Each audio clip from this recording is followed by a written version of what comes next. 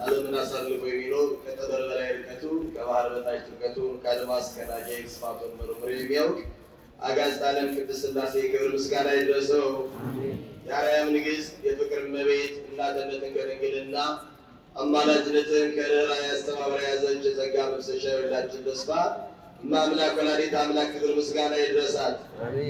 ታላቁ አባታችን የዚህ ታላቅ ቤተክርስቲያን ዋና አስተዳዳሪ ክቡር መልአከ ምሕረት ቆሞስ አባ ዘለዓለም ብርሃን፣ የዚህ መንጋ መንፈሳዊ እረኛ የቤተክርስቲያኑ አስተዳዳሪ ክቡር መምህራችን የኔታ ጸጋያና የቤተክርስቲያኑ ስብከተ ወንጌል ኃላፊ፣ የዚህ ታላቅ ቤተክርስቲያን የትርጓሜ መጻሕፍት የሐዲሳትና የመጽሐፈ ሊቃውንት የጉባኤ ትርጓሜ መምህር መምህራችን የኔታ ያቢ ሽፈራው፣ ክቡር መምህራችን መምህር በትረ ወንጌል ካሳ የቤተክርስቲያኑ ሰባኪ ወንጌል፣ አይንተ እግዚአብሔር ካህናት አባቶቼ፣ ሊቃነ ምስጢር ዲያቆናት ወንድሞቼ፣ ምዕመናንና ምዕመናት በሕያው እግዚአብሔር ፍጹም ሰላምታ ሰላም እላችኋለሁ። እንደምን አደራችሁ?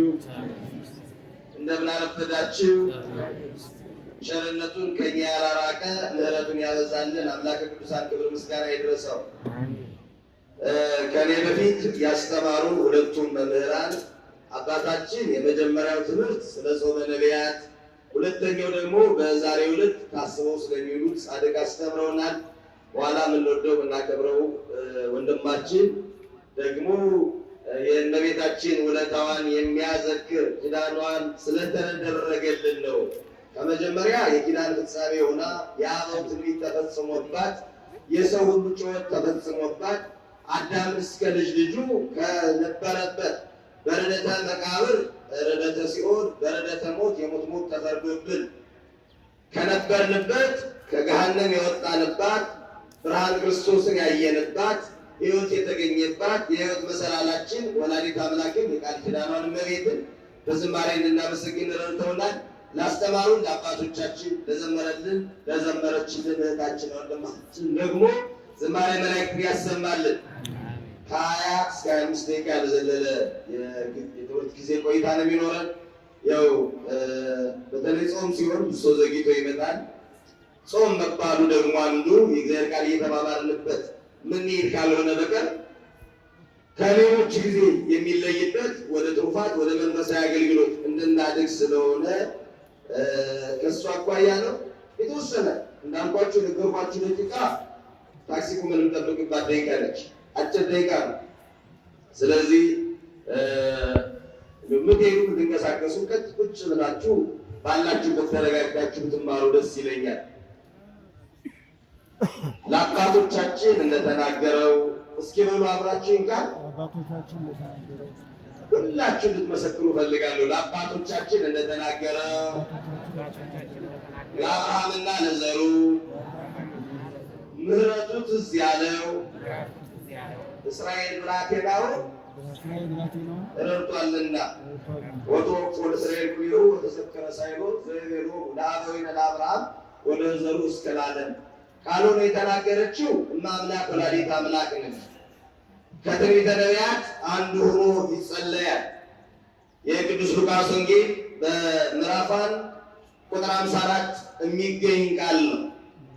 እመቤታችን ቅድስተ ቅዱሳን ድንግል ማርያም ኤልሳቤጥ ባመሰገነቻት ጊዜ መልአኩ ቅዱስ ገብርኤል ጸንሻለሽ፣ ትወልጃለሽ፣ ከአንቺ ወገን የሆነችው ኤልሳቤጥ ከሸመገለች ካረጀች በኋላ እነሆ ጸነሰች ብሎ ነገራት።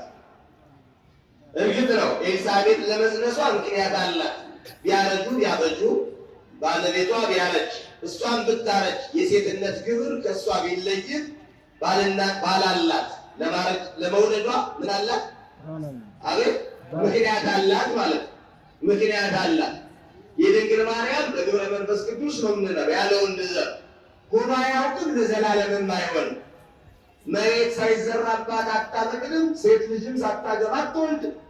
ያለ ምክንያት ከወንድ ዘር ከእናት ደም ተከፍሎ ነው ልጅ የሚሆነው። እግዚአብሔር ባወቀ በማኅፀን ውስጥ በዚህ ተፈጥሯዊ ዑደት ውስጥ የሚመጣ ከድንግል ማርያም ሲደርስ ግን የዘመኑ ፍጻሜ በሆነ ሰዓት ይላል ቅዱስ ጳውሎስ ዓመተ ፍዳ ዓመተ ኩነኔ የጨለመው ዘመን አልፎ የብርሃን ዘመን ሊመጣ ባለ ሰዓት የዘመኑ ፍጻሜ በሆነ ሰዓት ያ የጨለማ ዘመን በጨለማ ዘመን ስንኖርበት የነበረው ብርሃን ክርስቶስ ሲመጣ ሁላችንን ወደ ተስፋው ልንመጣ ከነበርንበት ስጋችን ሲሆን መቃብር ውስጥ ነፍሳችን ሲሆን ውስጥ ተቆራኝቶበት ከነበረ ከዲያብሎስ ቁራኝነት ልንላቀቅ ክርስቶስ በሴት ተወለደ ብሎ እንደነገረን ድንግል ማርያምን እንደምትጸንስ ነገራት፣ እንደምትወልደው ነገራት።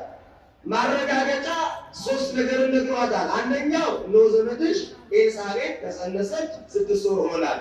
እስኪ በሉ ኤልሳቤጥ ከጸነሰች ስንት ወር ሆናል? 6 ወር ሆናል። ስለዚህ ድንግል ማርያም ዘመዷ ኤልሳቤጥን ልትጠይቅ ሄደች። መንፈስ ቅዱስ በኤልሳቤጥ ላይ መላባት፣ ስራ ሰራት ማለት ነው። መንፈስ ቅዱስ ገላጭ፣ የተደበቀን ይገልጣል። መንፈስ ቅዱስ በብሉይ ኪዳን ታሪክ ውስጥ አንድ ታላቅ ንጉሥ አልጋው ላይ ተኝቶ ህልም አለመ። ጧት ሲነሳ ሲያስጨንቀው ያደረው ህልሙን ጠፋው። አይምሮው ግን አስጨንቆታል፣ ሌላውን ሰላም ነስቶታል። እና ይገርመኛል ይህ ታሪክ። ጠቢባንን ሰብስቦ ማታ አልጋዬ ላይ ተኝቼ የሚያስጨንቅ ህልም አይቻለሁ፣ ህልሙ ጠፍቶኛል፣ ፍቹን አምጡት አላቸው። ከነሱ እንደ ንጉሥ ህልሙን ንገረን፣ እንደ ሁናት አድርገን ህልሙን እንወስዳለን። ህልሙን ሳትነግረን አንድ አልጋ ላይ ተኝተህ ያየውን እንዴት እናውቃለን? ይቻላል ነው? ይቻላል? አይቻልም። ከአይምሮ በላይ እና ለሰው አይቻልም፣ ለእግዚአብሔርና ለእግዚአብሔር ለሆኑ ሰዎች ግን ይቻላል። ሐዋርያው ጳውሎስ በአዲስ ኪዳን ይላል ኃይልን በሚሰጠኝ በእግዚአብሔር ምኑን እንችላለን? እስኪ ሁሉን በሉ፣ ሁሉን በሞቴ ይበሉ። ኃይልን በሚሰጠኝ በእግዚአብሔር ምኑን እንችላለን? ሁሉን። ቅዱሳን ሁሉን ቻይ ማለት መድኃኒዓለም ሁሉን ቻይ ማለት ቅዱሳን በጸጋ ሁሉን ይችላሉ። ተቀባይ ከእግዚአብሔር በተሰጣቸው። አሁን እመቤታችን ሁሉን ቻይ ነሽ እንላታለን። ለምን? ሁሉን ቻይ ጌታ ምልዕተ ጸጋ አድርጎ ሰጥቷታል። ሲመጣ የሰስት እግዚአብሔር በጸጋ እንዲችሉ አደረጋቸው። ይኸውላችሁ የሚያቅታችሁ አለ ጌታ፣ የሚሳናችሁ የለም። እስኪ በሉ የሚያቅታችሁ ምን የሚላችሁ የሚሳነው የሌለ እሱ ነው። የስናፍጭ ቅንጣት ያክል እምነት ይኖራችሁ ብሎ ነገር ይህን ተራራ ተነስሩት ይነሳል።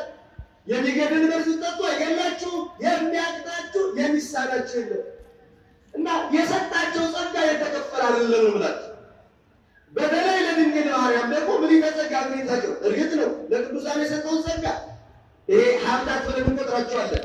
7 ሀብታት እንዲህ ያደረገ እንዲጸጋ የዚህ ጸጋ እንላለን። ለወላዲተ አምላክ የሰጣት ጸጋ ግን ምልዕተ ጸጋ ነው። ምን ጸጋ ነው የተመላሽ ወይ? በራስኪ በሞላችሁ በራስኪ የተከፈለባት ጸጋ የለም ማለት ነው። ምልዕተ ጸጋ ነው የሰጣት። በጸጋ የተሰጣት ክብር ልዩ ነው የሚለውን እናያለን። እና ወገኖቼ ንጉሡ አልጋ ላይ ተኝቶ ያየውን ህልም ማን ይፈታል ተብሎ ሲጨነቅ በእግዚአብሔር የሚያደግ ከወገን ከዘመዶቹ የራቀ ከእናት አባቱ የራቀ ባዕድ ሀገር ሄደ። እግዚአብሔር ዘመዱ የሆነ ግን አንድ ሰው ነበረ። ዘመን የሌለው እግዚአብሔር ያለው። አያችሁ፣ ትልቁ ዘመን እሱ ነው። እግዚአብሔር አገር ለቀው ቢሄዱ ማይለውጥ ዝምድና ያለው፣ በቦታ የማይገደብ ዝምድና ያለው፣ በጊዜ የማይለወጥ ወዳጅነት ያለው፣ ጊዜ የማይገድበው ወዳጅ መድኃኔዓለም ነው። ማነው ወገኖች? ዘመን የማይቀይረው ወዳጅ መድኃኔዓለም ነው። ዝም ብላችሁ ትቆዩ ተረሳስቶ ረስቷችሁ ማይቆይ ወዳጅ ከሆነ ሰው ጋር ፈጥሮ ካልተገናኛችሁ ካልተደዋወላችሁ ባህሪው ተቀያይሮ ጸባዩ ተቀይሮ ይቆያል። ርቃችሁ ቆይታችሁ እንኳን ስትመለሱ ባኖራችሁበት የምታገኙት ያ ወዳጅ ልብ ተጥሎ የሚታመን አለ የሚባል አንዴ ከታመነ የሚታመን መንሸራተት የሌለበት ባኖሩት የሚገኝ ወዳጅ መድኃኔዓለም ነው። ክብር ምስጋና ለስሙ ይሁን። በባዕድ ሀገር ወገን የለውም፣ ዘመድ የለውም፣ እጅ አውጥቶ የሚሾም የለውም። ጥበብን የሰጠ ጥበብን ሰጥቶ የሚታመን እርሱ ለዳንኤል ምስጢርን እንደሚገልጽ ያመነውን ያውቃል። በአዲስ ኪዳን ሐዋርያው ይህን ቃል ነገረን፣ አላፍርም። እስኪ በብሉይ ቃል ለልጁ ለመንፈስ ልጁ ለጢሞቴዎስ ነገረው፣ አላፍርም፣ ያመንኩትን አውቀዋለሁ። እስኪ በሉ አላፍርም። ምን ያልኩትን ምን እለዋለሁ? ያመንኩትን አውቀዋለሁ። ሙሴ በባህሩ መካከል ሲቆም ሊመለስ ይችላል የሚል ጥርጥር የለም። ኤልያስ በጠላት መካከል ሄዶ ልክ ቀን አቅርቦ እኔ ሰዓት እንዳይፈጅብኝ እንጂ እነዛ ከሃዲያን መካከል ቁሞ መረባረብ ሰርቶ እንጨቱን ሰድሮ ስጋውን አቅርቦ እንዲህ ብሎ አለ፣ የእናንተ ጣዖት አምላክ ከሆነ እሳት ሳይናኮስ መስዋዕቱ መጥቶ ይቀበልላችሁ አለ። ተሰበሰቡ። ሰይጣን እየጠሩ ዛጎል እየጣሉ ዛር እያነገሱ ከአሁን በፊት በምትሃት ሰይጣን ይሰራ ነበር። የኤልያስ መንፈስ ሰይጣንን እንዳይቀርብ አደረገው። ዘለሉ ዘለሉ ዘለሉ፣ ደከማቸው። ደማቸውን አፈሰሱለት፣ ገበሩለት፣ አቃናቸው። ያመነው ኤልያስ ግን በኋላ የእሱ ተራ ሲደርስ አልተጠራጠረም። እንደ ዛሬ እግዚአብሔር ባያደርግ ይሳላል እንዴ? ሲጸልይ ከዛ በኋላ መጣ፣ ከሰማይ እሳት መጣች። ደስ አድርጎ ውሃውን ሳይቀርበል ዘንበለ እሳት አንደደ እያሉ አባቶቻችን ይነግሩናል። ያመኑትን ያውቁታል። ባይሆንስ አይሉ፣ ባያደርግልኝስ፣ ባይሳቀስ አፍራለሁ ሳይሉ በእምነት ያደርጉታል። የሚያምኑት አምላክ ደግሞ የታመነ ነው። እና ወገኖች ዳንኤል 3 ቀን ስጠኝ አለ። ታሪኩን ታውቁታላችሁ። ንጉሱ አልጋ ላይ ተኝቶ ያየው ህልም ገለጠለትና ሄዶ ተረጎመለት። ማን ገለጠለት? መንፈስ ቅዱስ። በሩስኪ ማን ገለጠለት? መንፈስ ቅዱስ የተደበቀውን ይገለጥልን። የህይወታችንን የሚያጣፍጠው ገብተን የማንወጣበት የህይወት መንገዳችን ይምራል። ሁሉ በውጥን የሚቀርብን እየሄድን እየተመለስን ኑሮ ድግግሞሽ ሆነ በብዙ ነገር የሰለቸንበት ቁም ነገር አለ አይደል? ታውቁታላችሁ። ጀምራችሁ ከአሁን በኋላ በቃ ይላችሁ ዘግታችሁት በተቀመጣችሁበት ማንን መለስበት ንጹህ ጎዳና የእግዚአብሔር መንፈስ ይመራል። በእውነት አዎ፣ የተደበቀ እግዚአብሔር መንፈስ ገለጠ። መንፈስ ቅዱስ ገላጭ ነው። ድንግል ማርያም በጽነሷን ማንም አያውቅም። መንፈስ ቅዱስ ግን በኤልሳቤጥ ላይ መላባት። መንፈስ ቅዱስ ሰው ሲሞላባት ማንን ያመሰግናል? የአምላክን እናት ያመሰግናል። እንዲህ አለች መጽሐፏ። ግን ሁልጊዜ አይደል የምትሉት የጌታዬ እናት በሉ እስኪ። ወንዶች ግን አትሰሙ። እስኪ ደበቅ ብላችሁ መስክሩ። የጌታዬ እናት ወደ እኔ ትመጪ ዘንድ እንዴት ይሆናል? ምን ሲበላባት? መንፈስ ቅዱስ በሉ በሞቱ ምን ሲበላባት? ሰው መንፈስ ቅዱስ ሲበላበት ማንን ያመሰግናል? የጌታ እናትን ያመሰግናል። መንፈስ እግዚአብሔር ለሌለው እንዴት አልታደሉማ። መንፈስ ቅዱስ መላባት። መንፈስ ቅዱስ ሲመላባት ሲያድርባት፣ ስራ ማለት ስራ ሲያሰራት ተናገረች። ድንግል ማርያም የ15 ዓመት ናት። ኤልሳቤጥ የ85 ዓመት ናት። ምን ይገርማል! የ85 ዓመት ሴት ሕፃኗ በላቴማ ብትጠይቅ አይገርምም? እድሜዋ ላይ አይደለም በማህፀኗ የተከናወነው ድንቅ ነገር የተፈጸመባት ሀገረ እግዚአብሔር የሆነች ማርያም እርሷ ናት ወደ እርሷ የመጣች። መንፈስ ቅዱስ ስራን ገለጠ። ከዚህ በኋላ እመቤታችን መመስገን ጀመረች። ጸሎተ እግዝእትነ ማርያም የምንለው ሁላችሁ የምታደርሱ ነፍሴ በአምላኬ በመድኃኒቴ ታከብረዋለች፣ ታመሰግነዋለች። ነፍሴ እስኪበሉ ታውቁታላችኋል። ጸሎት የዘወትር ጸሎት የምታደርሱ ምንድን ነው? ማንን ታመሰግናለች? ነፍሴ በአምላኬ በመድኃኒቴ ብላ ነው የምትናገር ድንግል ማርያም። መድኃኒት አለችው። የመድኃኒት ክብሩ ሁለት ነው። እንደምን ጎያችሁ? አንድ መድኃኒት ሰው ከታመመ በኋላ ምን ይላል? ያድናል አይደል? ከኒና የታመመ በኋላ ሰው መድኃኒት መፌት ወጥቶ ከኒና ወጥቶ ይድናል። ሁለተኛው መድኃኒት ደግሞ ስራው ምንድን ነው? ከመታመሙ በፊት ቅድሞ ይከላከላል። ለምሳሌ ሕፃን እንደወለዳችሁ ታስከትባላችሁ። ለምን? ምን እንዳይዘው። ስለዚህ መድኃኒት ያለችው ድንግል ማርያም ለዛ ያ ጥንተ ኃጢአት የኃጢአት ውጤት እንዳይደርስባት ጠበቃት የሚለው ነው። እየሰማችሁ ነው? ከእናቷ ማኅፀን ጠበቃት የሚለው ነው። መድኃኒት ይሆናል እንዳይደርስባት። ትውልዱን ያነቀሰው በርደተ መቃብር ርደተ ሲኦልን የሚያደርሰው ወደ ሞት የሚያመጣውን መድኃኒት ያለችው እኛ ይኸውላችሁ ከታመምን በኋላ እንሄዳለን።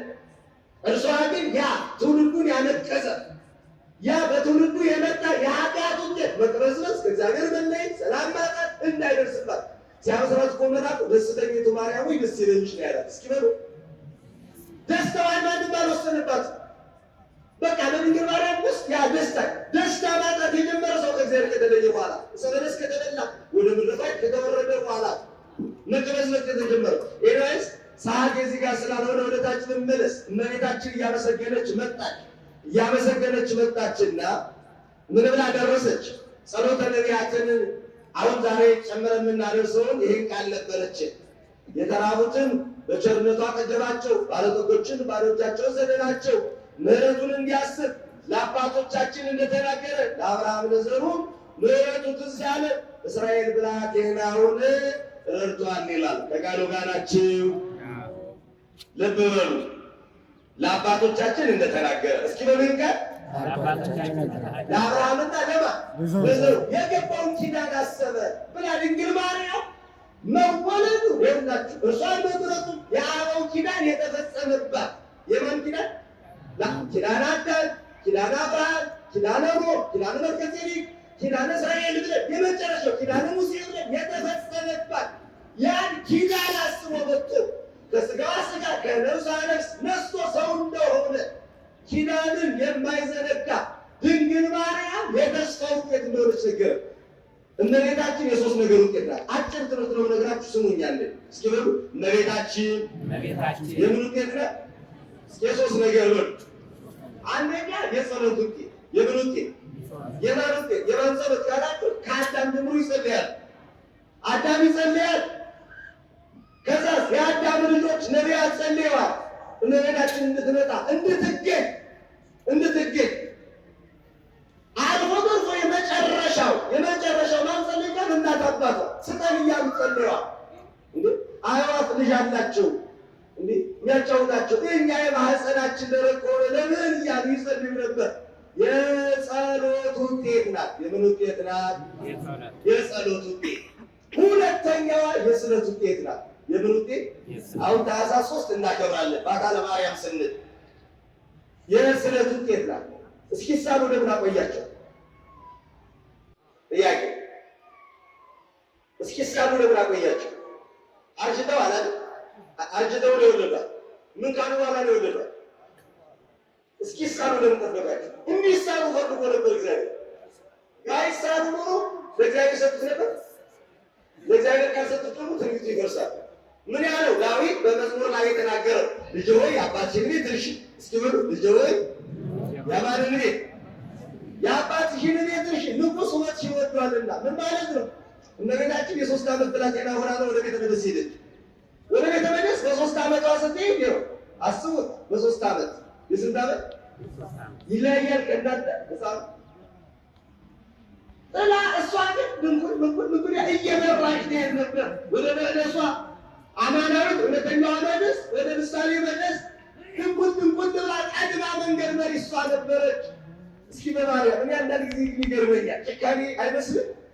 አንድ የምትወዱት ልጃችሁ ከቤተ መቅደስ ጣል አድርጎ መሄድ ከባድ ነው አይደለም? ይኸው ድንግል ማርያም የመሰለች ይኸው ወላዲተ አምላክ የመሰለች በቤተ መቅደስ ለእግዚአብሔር ሰጥቷት ከእግዚአብሔር ቤት ከቤተ መቅደሱ ፋኑኤል በላት ንጉሥ ሰማያዊ ጽዋ ሰማያዊ እየመገባት እያጠጣት እንድትኖር ፈቅደው ውድ ቆርጠው ሰጥቷት ልጃቸውን ማለት ነው። እና ባይሳሉ ኖሮ ቤተ መቅደስ አትሰጥም ነበር።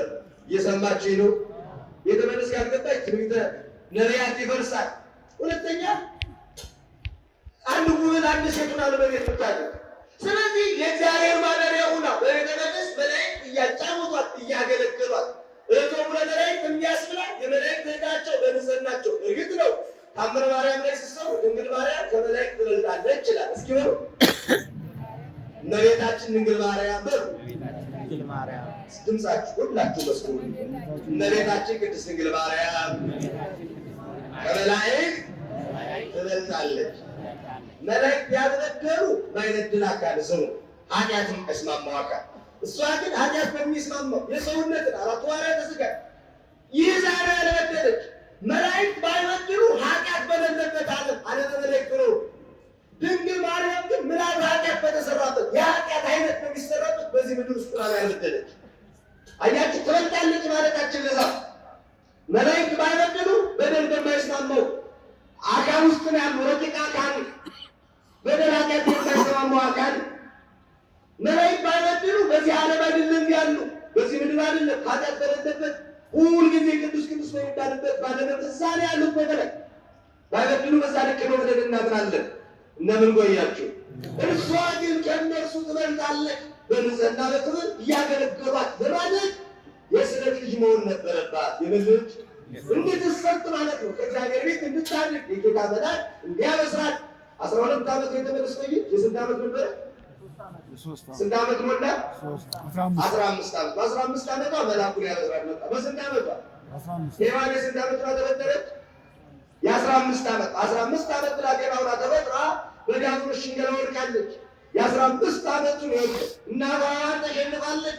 እናቷ ሔዋንን ያሸንፍ ሲመጣ እሷ ግን በትህትና ተንባረገች። ናዋቁ አዎ ሰው መሆኑ ተዋርዷል። ምን ማለት ነው? ተሰዷል እኮ ምራቅ ተከፍሶበታል። ከሰው ከመላእክት አይደለም ከሰው አርሷል።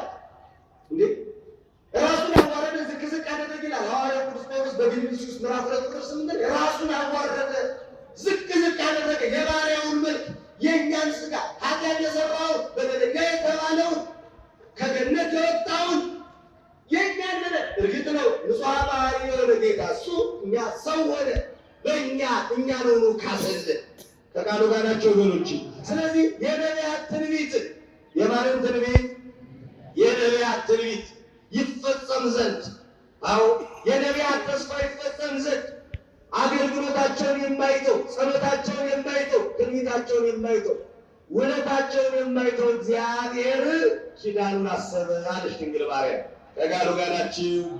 እግዚአብሔር ውለታን አይረሳም። በባባችሁ እግዚአብሔር ምን አይረሳም? ውለታን አይረሳም። አዎ ሕግ ባልተጻፈበት በሕገ ልቡና የኖሩትን በቅድስና በሕገ ዘመን የነበሩትን ከሰው ርቀው ንጽሕ ጠብቀው ወንዶች ከሴት ሴቶች ከወንድ ርቀው የሄዱትን ስለ እርሱ ሲሉ በኩላብ የተንጠለጠሉትን በመጋዝ የተጠረጠሩትን በድንጋይ የተወገሩትን እግዚአብሔር የነቢያቱን ውለታ አይረሳም። እግዚአብሔር የቀደሙትን ዘንድ አይዘነጋም። እግዚአብሔር ስለማይዘነጋ ምን አለ? ጸሎታቸውን ልመናቸውን ተቀብሎ ጊዜው በጊዜው ሲደርስ በምሕረት ያለ ሁሉን ቻይ ጌታ ሁሉን ማድረግ የሚችል ጌታ ፍጹም ሰው ምንም እንደማይችል መቀጻጸቢያ ሆነ። ምራቅ ተደፋበት፣ ወድቆ ተነሳ፣ ተገረፈ፣ ተሰቀለ እንላለን። ውለታቸውን አስቦ እርሱ ሰው ሆነ። እግዚአብሔር ውለታን አይዘነጋም። የነቢያቱን ውለታ አልረሳም። እስኪ በሉ የማንን ውለታ አልረሳም? ምን ማለት ነው? ዛሬ ማንን ጾም እንጾማለን? ቁም ነገር እዚህ ጋር የማንን ጾም ነው እንጾም? እስኪ ጾመ ነቢያት ይባላል። ይህ ጾም የምን ጾም ይባላል? ጾመ ነቢያት። እርግጥ ነው አሁን አንዳንዱ ይላሉ እንዲህ ነቢያት የተናገሩት ትንቢት ተፈጽሟል፣ ዛሬ መጾም ምን አስፈልግ? እግዚአብሔር ውለታን አይረሳማ። እነሱ የጾሙትን ጾም የእነሱን ጸሎት እርግጥ ነው እናየዋለን ብለው በአካለ ሥጋ ባይገኙ በአካለ ትንቢት እንዳይቱ ነው። እነሆ በኤፍራታ ሰማነው በጎል ውስጥም አገኘነው ብሎ ዳዊት ይናገር። እንደምን ቆያችሁ? እግዚአብሔር ከሁላችን ጋር ይሁን እና የነቢያትን ጾም ዛሬ እንጾማለን። ውለታን ስለማይረሳ እነሱ ድል ያደረጉበት እነሱ በተስፋ ጠብቀው እግዚአብሔርን እንዳገኙ እግዚአብሔርን እንድናገኝ እንጾመዋለን። የምን ጾም ይባላል? የነቢያት ጾም ይባላል። ሁለተኛ ጾም ሐዋርያት ይባላል። ይህ ጾም የምን ጾም ይባላል? ሐዋርያት አብይ ጾምን ትንሣኤ ጾመን እናከብረዋለን። ይህ የጌታን ልደት ምን ብለን እናከብረው ይሉ ጾመን እናከብረው ብሎ ሐዋርያት ጾመውታል ይላል። እመቤታችን ጾመዋለች ብሎ ይነግሩናል።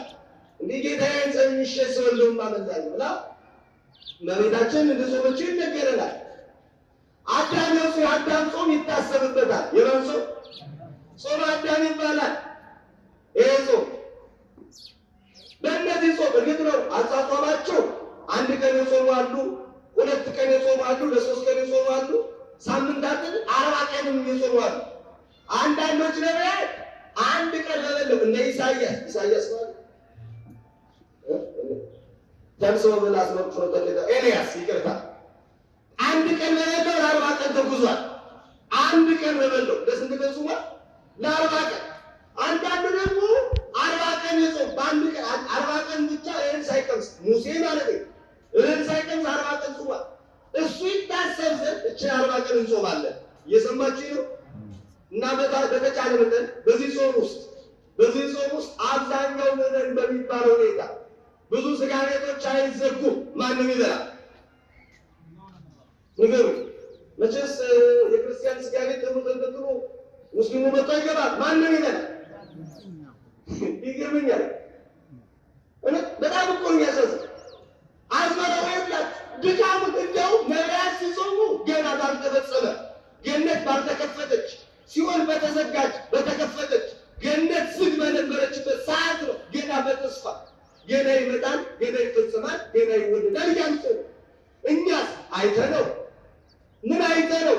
ልጅነትን ሰጥቶን ገነትን ከፍቶልን ሥጋውና ደሙን በልተን ያየነውን ክርስቶስን የነቢያቱን አዘክረን እነርሱ በተስፋ የጾሙትን እኛ ተፈጽሞ ልንጾመው ምንድን ነው የምናጠዋል?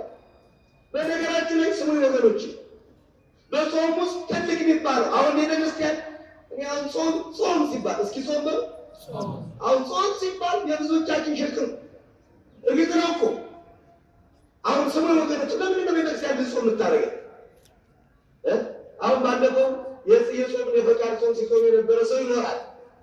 አንድ ሳምንት መጣች ተረዳ ደግሞ መጣች ነበር ይጀምራል። ሀሳቡን እዩት እስኪ ተረዱት እስኪ መጀመሪያ የቤተክርስቲያንን ዓላማዋ ቃልን እያለ ከምንበላው ይልቅ ምን ነው የሚመጣ መት ምን ነው የሚመጣ ከ365 ቀን 8 ወር በላይ ጾመው ነው የሚበሉት ትንሽ ወሮች ናቸው። ለምን ነው ቤተክርስቲያን እንዲያደርጉት? ሰው በጾም ምን ያገኛል? 3 ነገሮችን ልንገራችሁና በዚህ 3-4 ደቂቃ ውስጥ ልጨርስ። ሰው በጾም ምን ያገኛል? እስኪ በሉ። ሰው በጾም ምን ያገኛል? አንደኛ ከመላእክት ጋር ይተባበራል። ማንን ይመስላል ስንጾም? መላእክት። የመላእክትን እንጀራ ሰው በላ። እስኪ በሉ። እና መላእክት ይበላሉ ማለት አይደለም፣ እሱማ ስጋዊ ሰው ሆኑ ማለት ነው። ምስጋናቸው ቅዱስ ቅዱስ ከሆነ ሰው ሲጾም ወደ ነፍሱ ያደላል። አሁን ሶሻል ሚዲያ ስታዩ የተገደፈ ሰው የለም። አሁን እዚህ ሚዲያ ላይ እንደምሰራ እሺ ቢሆን እንዴ አጥቶ የተባሉ መምህራን አጋብዝ ሰው አይመለከት። ሲገደፍ ሰው ዘፈኑ ላይ ነው፣ ፊልሙ ላይ ነው፣ የሆነ ቦታ ቦታ ይመጣል። እኔ በጣም ነው የሚያሳዝነኝ። ሲገደፍ ሰው በጣም ነው። በነገራችን ላይ ስሙ፣ ለኃጢአት ቅበላ ፋሲካም የለውም። እስኪ በሉ፣ ለኃጢአት ቅበላ ፋሲካም የለውም። ይሄን ቀን ታረቁ ተገድፏልና ተጣሉኝ ጾም መጥቷል ይቅር ተባባሉ። በሌላ ጊዜ ተጣላ ማለት እርግጥ በዚህ ሰዓት መለየት እንዳለበት ይገባኛል። እነዚህ ሰዎች የሆነ ቀን አቁመን የሆነ ቀን የምንጀምረው ሰዓት አይደለም። ሁልጊዜ ፋሲካም ቅበላም የላቸው ለኃጢአት ከሆነ እንደዞም ግን ስሙ፣ በጾም ሰዓት ሰው ወደ መንፈሳዊ ነገር መላእክትን እንመስላለን። ሰው ሲርበው ምን ሲርበው ሲያመው እግዚአብሔርን ያስታውሳል። እውነት አስብ ዘለን ሲጠቅም የነበረው አንድ ሳምንት መጥቶ በሽታ ሲወስነው አቤት ንግግሩ ሲያምር ዳራደር ማለት ይጀምራል። እንዴት ነው ሰሞኑን ከትናንት ነው ዛሬ ተናደ አታጥቀን ግን ይጎሽመን እንዲያናል ሳምንት አገብስን አልቻለም እኮ ማምላክ ከንት ቢስት ገጠር ያደጋች ቀፈል ይደረግባታል ለመታለል ስትንገሽግሽ አገብስልበት እግዚአብሔር በበሽታ ይጎሽመናል አንድ ሳምንት። ከዛስ በተለይ ሐኪም ቤት እንዳታልሻለት ካለ በቃ ራሳችንን እናርመዋለን። ጌታዬ ሆይ ብቻ ጤነኛ አግኝ እንጂ ሀብት አልሰጠኝም ብያለሁ ማለት ነው። ብቻ ጤና አግኝ እንጂ ጎዳና ላይ ከወደቁ እንዳሉ ለማኛ ማለት ትጀምራላችሁ። አይገባችሁም ማምላክ ሀብታም መሆናችሁ ሊገባችሁ አልጋ ላይ የወደቃችሁ ቀን በተለይ ሩጣችሁ ማይድን በሽታ የሚባለው አያያዛችሁ አያምጣባችሁ። አሜራችሁ አዎ ያኔ ማለት እርግጥ ነው ማይድን በሰው ዘንድ የሚመዘር በድኖች ላይ የለም። ሰው እንደሚችለው አይደለም እግዚአብሔር የሚችለው፣ ሐኪሞች እንደሚችሉት አይደለም እግዚአብሔር የሚችለው። ለመድኃኒዓለም የሞተ ማስነሳት የወደቀ የታመመ ማስነሳት አንድ ነው። አልዓዛር ተነስ ማለትና መጻጉዕ ተነስ ማለት ጌታ አንድ ነው። እየሰማችሁ የበሰበሰው አልዓዛርን የተኛው አልዓዛርን መጻጉዕንም ተነስ በሚል ቀን ነው ያስነሳ። ለእርሱ ኃይሉ ፍጹም ነው። እኔ ይሄ ስልክ ሳነሳው ባልጄ አቶኑስን ባለሰሉ ሌላ ኃይል ነው የምጠቀም። ለመድኃኒዓለም ግን ኃይሉ ፍጹም ነው። እስኪ በሉ ኃይሉ ምን ፍጹም ነው። ለሆነ ነገር እኛ ይቆር ቀለል ያለ ነገር እናደርጋለን። ከበድላለው ለእርሱ ግን ተመሳሳይ እና ወገኖች በዋነኝነት ደረጃ የምነግራችሁ በጾም ውስጥ ሰው ራሱን ያገኛል። ምኑን ያገኛል? ሰው ሲጠግብ ወዴት ይሄዳል? ወደ ኋላ እንመለካለን።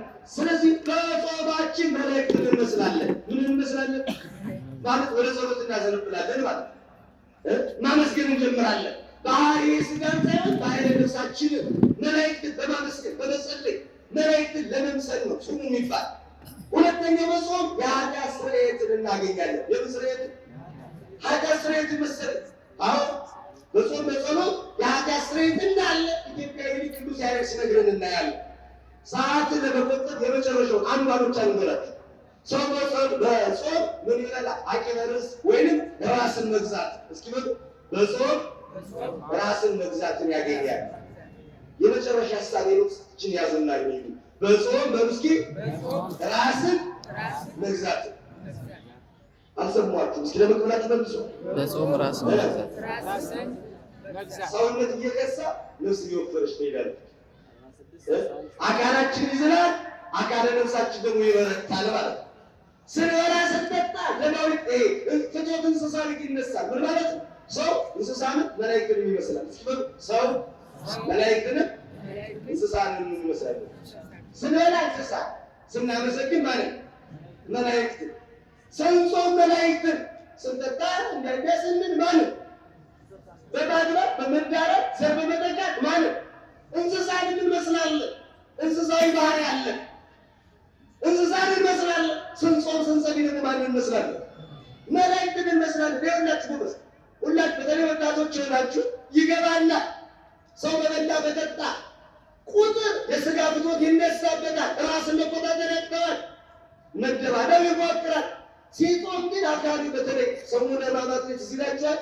በጾምን ሰዓት በደከመን ሰዓት አካላችን ዝሎ ሰውነታችን ቁመን አይደለም ሌላ ኃጢአት ትዝ ይለን ቁመን ያቅተናል።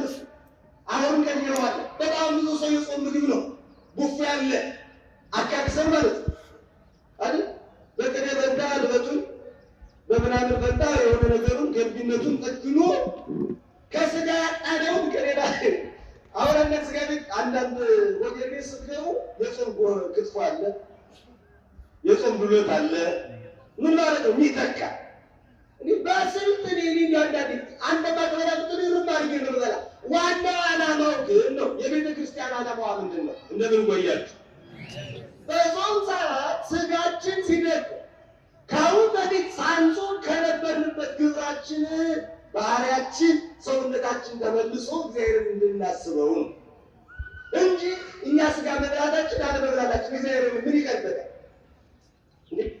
ራስን መግዛት ይመጣል። ጾም አቂመ ርዕስን ራስን መግዛት። እስኪ ራስን መግዛት ነው የመጨረሻው ከዘጠኙ የመንፈስ ፍሬዎች አንዱ ነው።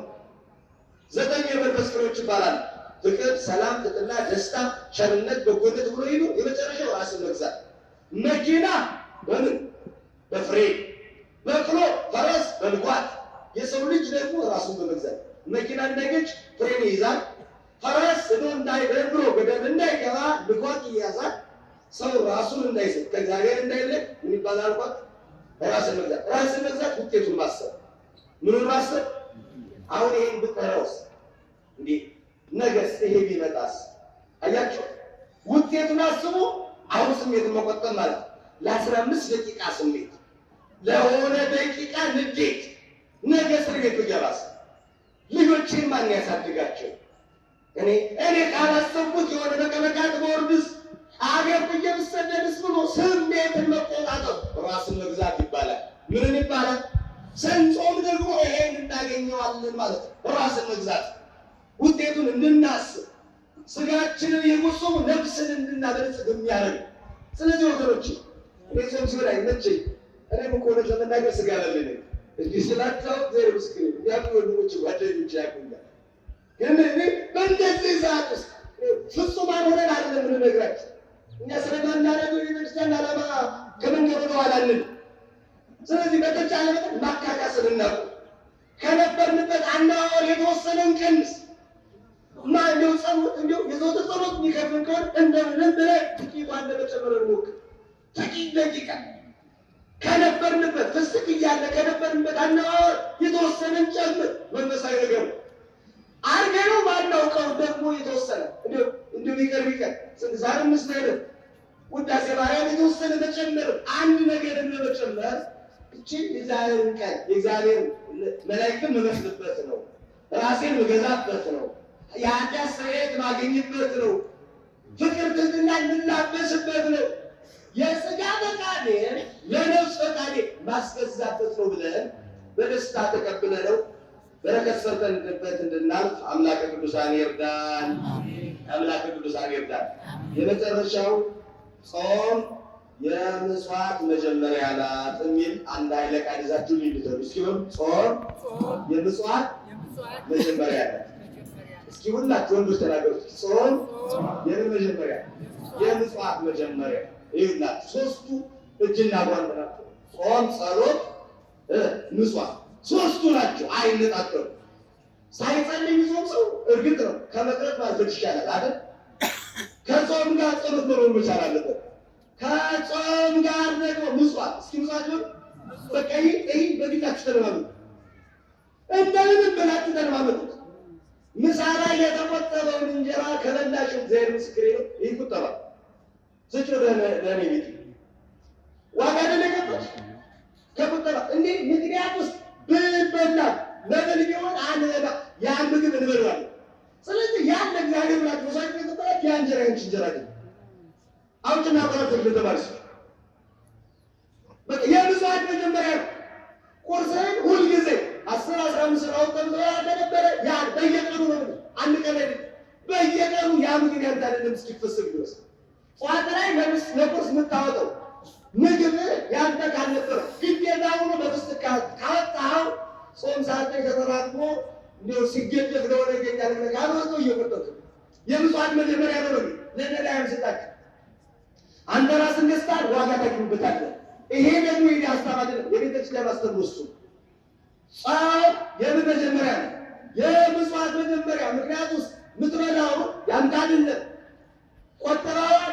እርሱ ደግሞ ያንተ ስላልሆነ እሱን ትሰጣለህ። በመስጠት ደግሞ የምጽዋት መጀመሪያ ለመመጽወት ምክንያት ሆነ ማለት ነው። እግዚአብሔር ይስጥልኝ።